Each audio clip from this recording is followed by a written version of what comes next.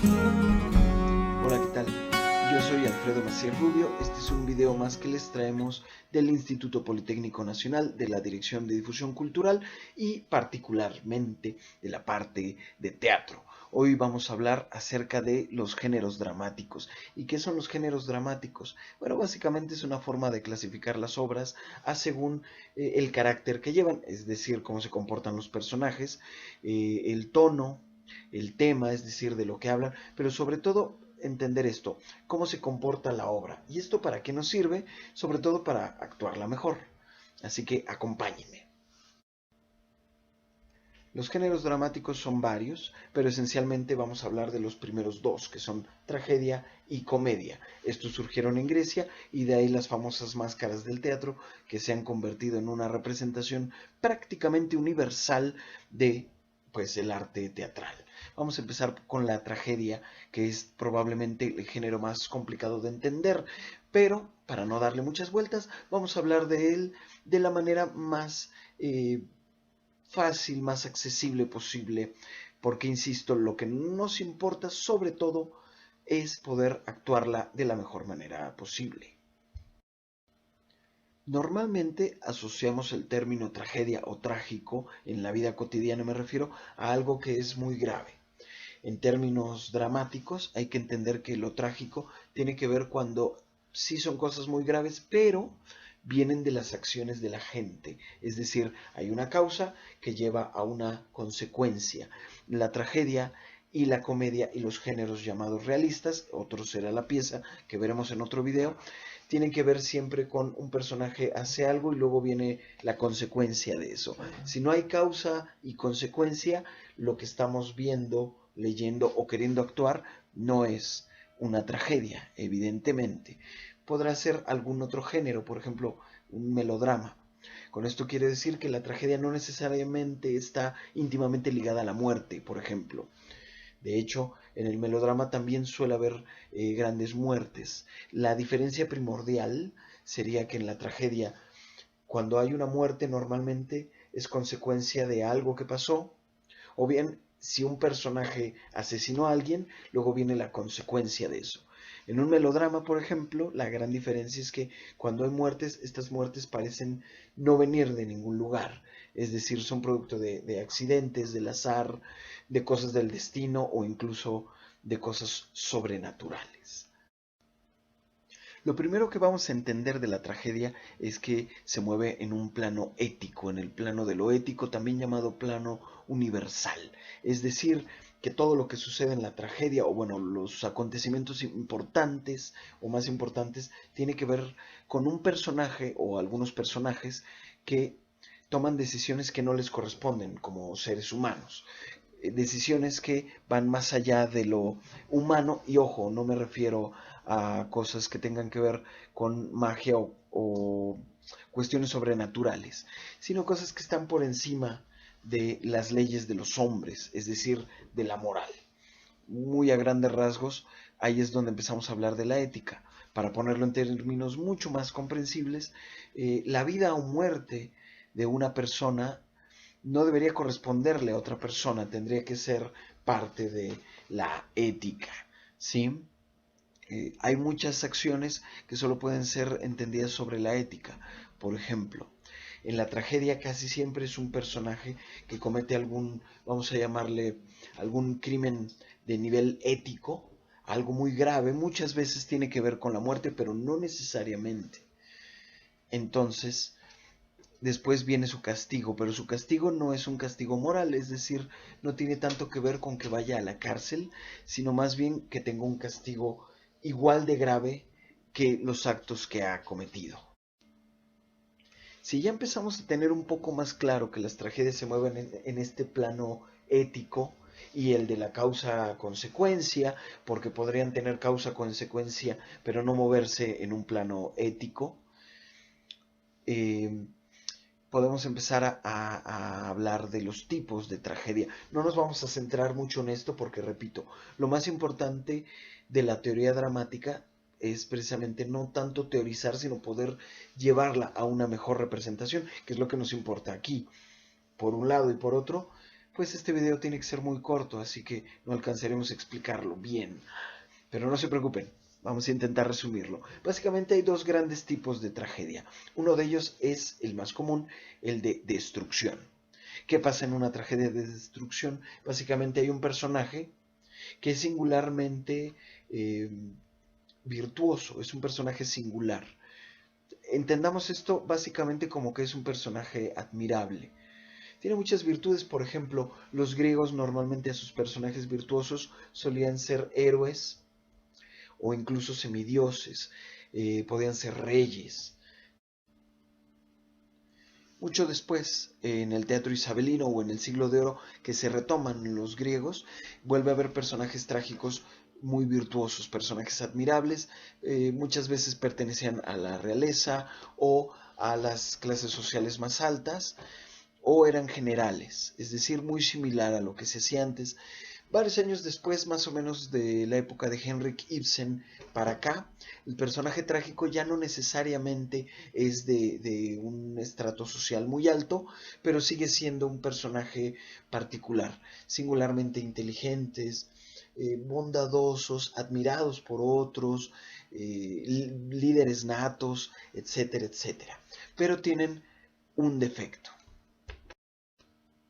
Este aparentemente pequeño e insignificante defecto es lo que los va a llevar a cometer el error trágico. ¿Qué es el error trágico? Bueno, lo que va a ser una peripecia, es decir, un cambio de fortuna para ellos. Básicamente es cuando su defecto llega a una circunstancia particular que hará que entre en estado de apasionamiento. Y por tanto, como todos cuando estamos muy apasionados, para bien o mal, cambia la escala de valores. En ellos pasa lo mismo y cambia tanto su escala de valores que son capaces de hacer algo que normalmente no harían. La mayoría de los errores trágicos tienen que ver donde ellos llegan a asesinar a alguien, eh, digamos, con toda conciencia, algunas veces no con tanta conciencia, pero sabiendo que podría pasar. Ojo, repito, no siempre la tragedia está íntimamente ligada a la muerte, aunque la verdad es que en un 90% sí. Pero no dejen que sea un indicador para pensar que es una tragedia. A veces los personajes llegan a matar a otros por accidente, ¿sí? No miden sus palabras. Y lo que sigue es que va a desencadenar el torrente trágico, que básicamente se va a terminar en su propia destrucción. Así como el error trágico no necesariamente es que hayan matado a alguien, aunque sí es algo muy fuerte. Por ejemplo, hay historias donde eso que es muy fuerte es que ellos querían con todas sus fuerzas hacer algo que era bueno para sus vidas y decidieron tomar otro camino. Y esa decisión, claro, que les va a pesar, y bastante. Pero la destrucción trágica, asimismo, no siempre va ligada con la muerte del personaje. Vamos a poner unos ejemplos. Una de las grandes y tal vez menos comprendidas tragedias de la historia es Edipo Rey. ¿Por qué es una tragedia? Muchos creen que es una tragedia precisamente porque Edipo eh, cumple su destino por más que él intentó no llegar allá. Curiosamente, este hecho no lo haría trágico, lo haría melodramático. Lo que hace que Edipo sea una tragedia es que Edipo la obra misma, bueno, Sófocles, el autor, nos deja varias pistas para entender que Edipo hace lo que hace un tanto inconsciente si quieren, pero sigue su destino, porque todo empieza cuando alguien aparentemente en estado alcohólico le dice que sus padres no son sus padres. Y a diferencia de la gran mayoría de nosotros, que si un borracho nos dice, oye, tu papá no es tu papá, tú dirías, cállate, estás borracho. Él dice, no, ¿verdad? Sí, ya lo sospechaba. Así que termina yendo al oráculo de Delfos y les pregunta, mis padres son mis padres, y le contestan, matarás a tu padre y te acostarás con tu madre. A la mayoría que nos digan esto, tendríamos que decir, no, pues yo soy incapaz de matar a mi padre y ni de acostarme con mi madre. Si Edipo fuera un buen, eh, digamos, resolvedor de acertijos, él entendería, entonces no son mis padres, no biológicos, pues, y seguiría con su vida. más o menos. El problema es que en ese momento se le olvida lo que preguntó y dice, oh, entonces voy a matar a mi papá, no, qué grave, no, entonces me voy de aquí. También hay que pensar que si lo que quieres es no matar a tu padre y además estás dudando de que tu padre no es tu padre, deberías procurar, pues de entrada, suena buena idea, no matar a nadie. Aunque si no puedes evitar matar a nadie, tendrías que evitar matar a cualquier persona que tenga la edad de ser tu papá, digamos, unos 15, podemos dejarlo en 12, 13 años mayor que tú, menos aún si debe tener algún rasgo similar a ti, como prácticamente todos los hijos se parecen físicamente un poco a sus padres, tal vez el cabello, la barba, la nariz, los ojos, no sé. Sin embargo, Edipo va hacia rumbo a Tebas, aunque él no está seguro que quiere ir a Tebas, se encuentra con un tipo que tiene todas las características para posiblemente ser su padre y lo mata. Otra pista es que posteriormente él resuelve un acertijo con el que vence a la Esfinge. Sin embargo, anteriormente, cuando el oráculo le habló en forma de acertijo o de enigma, él no lo resolvió. Él simplemente actuó como si fuera lo que hubiera preguntado. Entonces es raro que en alguien que es bueno resolviendo enigmas no resuelva su propio enigma. Lo cual quiere decir que empieza a entrar en estado de apasionamiento, cambia su escala de valores y empieza a hacer cosas que normalmente no haría. Empieza a quedar, digamos, enceguecido porque, aunque conscientemente no está seguro de lo que está haciendo, realmente se mueve a terminar haciendo todo lo que no debería. Como después, por ejemplo, conocer a Yocasta, una mujer que tiene la edad para ser su madre, seguramente le debe llevar al menos unos 15 años, y en vez de alejarse de ella, se acuesta con ella y procrea 4 hijos. Es por eso que Edipo es una tragedia. Entonces tenemos este personaje que normalmente no haría ciertas cosas, pero llega a ese estado de apasionamiento, que repito, es su defecto, con una situación muy, muy, muy específica, y eso deviene en el error trágico. Estas tragedias, que son bastantes, se llaman tragedias de error, aunque existen también las tragedias de carácter. Básicamente la diferencia es que en la tragedia de error el personaje hace una sola cosa en su vida que la hace terriblemente mal, y eso basta y sobra para cambiar el curso de su vida, para mal, por supuesto, porque solo le queda, pues, digamos, padecer por sus propios actos, para generar nuevamente un equilibrio, debido al desequilibrio que él mismo formó. Y en una tragedia de carácter es un personaje que, más que cometer un error, es como si constantemente cometiera errores para terminar mal. Les quiero leer brevemente una escena concreta de Macbeth. Casi al inicio de esta obra, Macbeth está con su amigo Banquo y básicamente están ganando la guerra. Macbeth es un general y además está emparentado con el rey. Nótese otra vez esta cosa que tenían casi todas las tragedias clásicas, donde el personaje trágico además tiene un puesto importante. Como les decía hace rato, en el ejército o en la realeza, en este caso es los dos.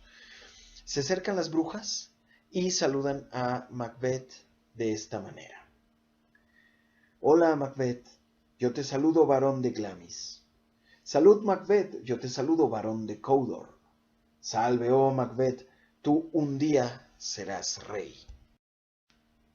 Un poco más adelante, Macbeth queda intrigado, así que les dice a las brujas: proseguid, no os detengáis, oráculos de la duda, decidme más.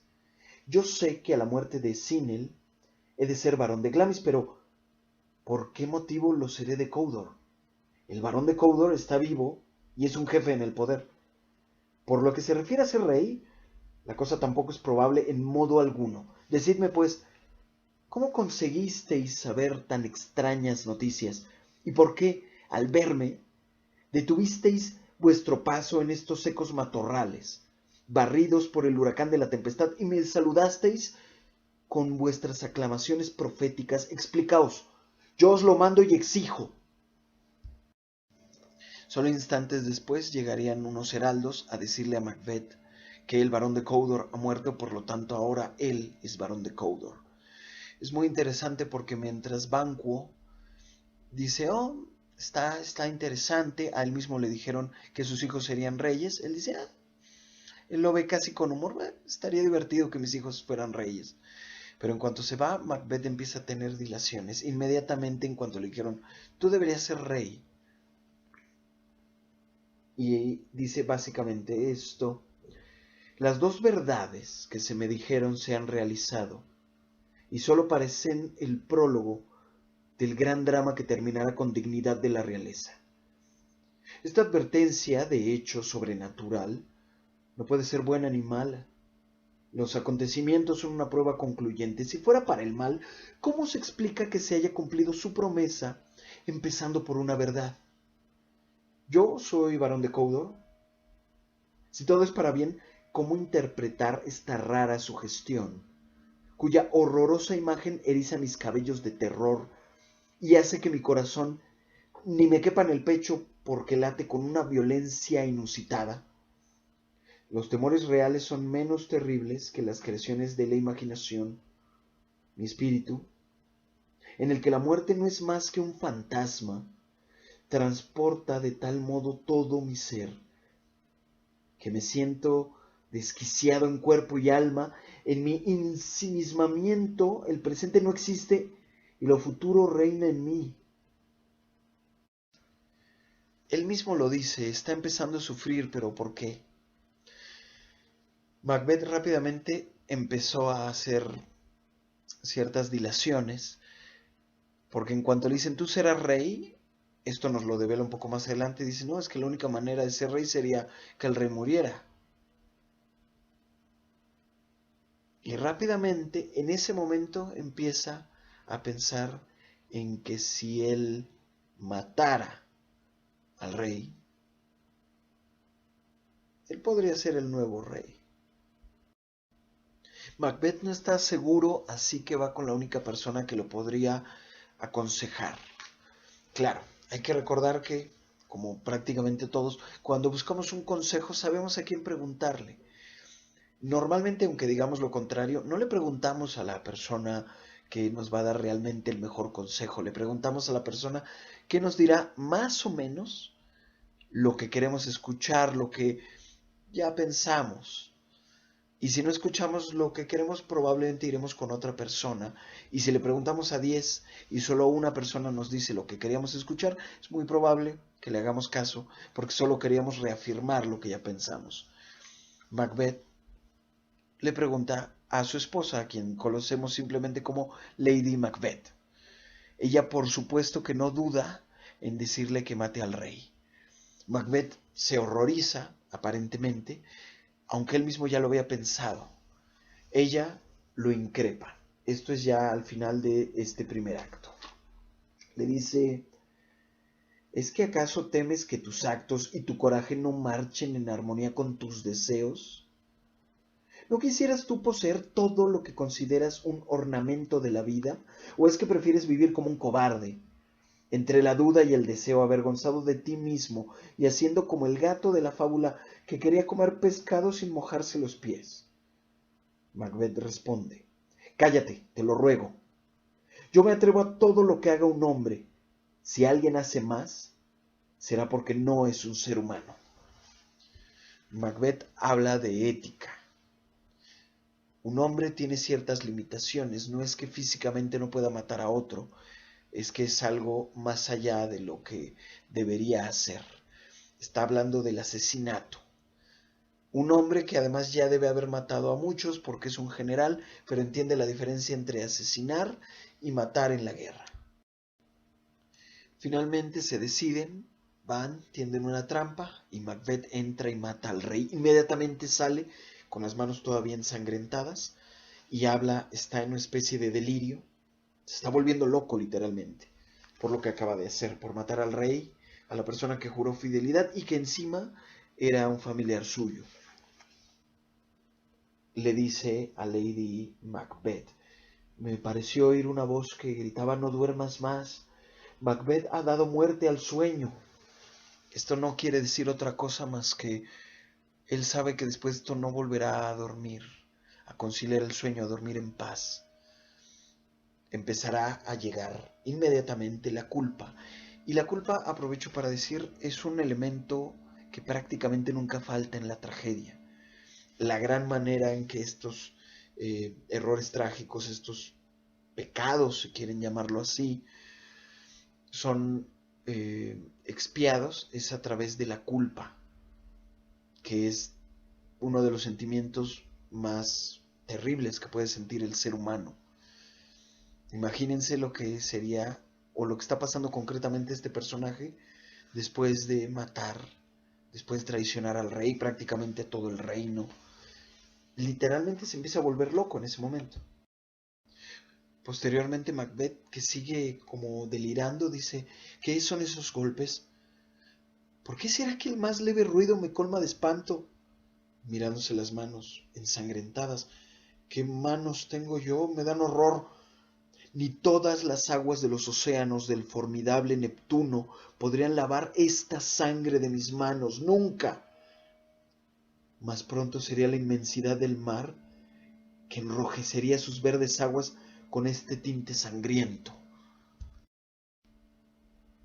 Todo esto nos ayuda a entender que cuando interpretamos una tragedia tenemos que saber que es un personaje que estuvo motivado a hacer algo, ¿sí?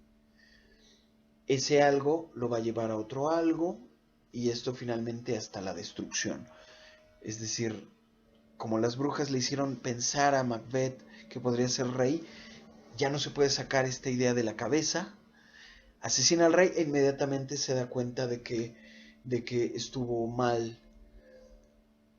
Y repito, esto que estuvo mal no es tanto en lo moral, claro, es ilegal, pero cabe mencionar que no lo van a llevar como tal ante la ley de los hombres, pero sí rinde cuentas a una ley superior, que no quiero nombrar bajo el nombre de ninguna deidad o religión, porque eso ya sería moralizarla, sino ante la culpa. Y efectivamente esa culpa es la que lo termina destruyendo, al final a él y a Lady Macbeth. Entonces, cuando actuemos tragedia, tenemos que tener esto bien en claro. Casi siempre el personaje sabe que además, desde antes de cometer el error trágico, que repito, muchas veces es un crimen, sabe que quizá no debería. Piensa por un momento, entra en este estado de apasionamiento, pero sí piensa y decide: ¿lo hago o no lo hago?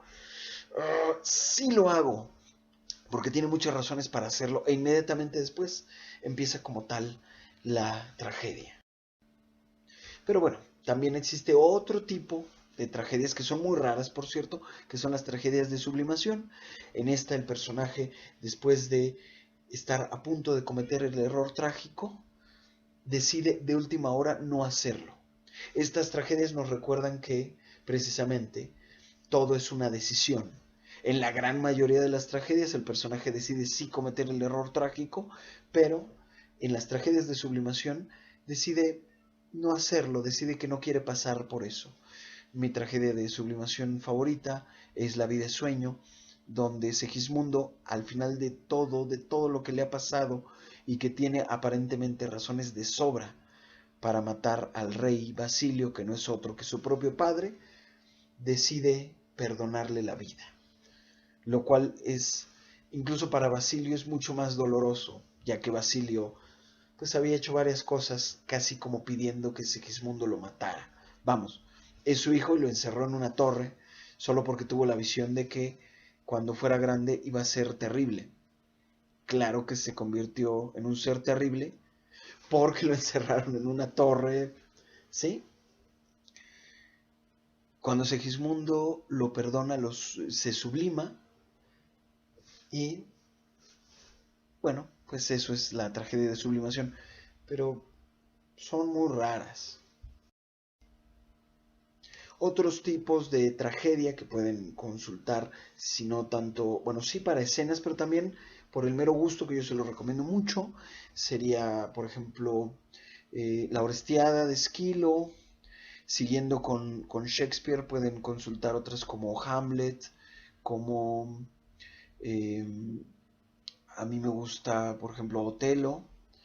Siguiendo con griegos, también de Sófocles puede ser Antígona.